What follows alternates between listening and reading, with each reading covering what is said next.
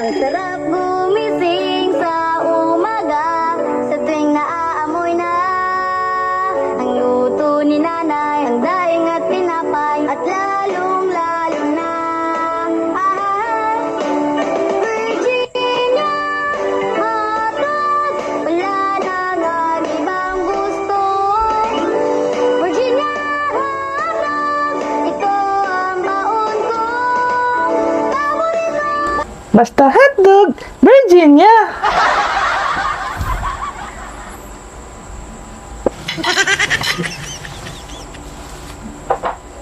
Bakit? Nakain na ako?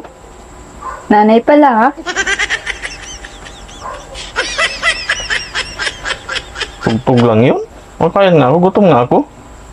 Walang kakain.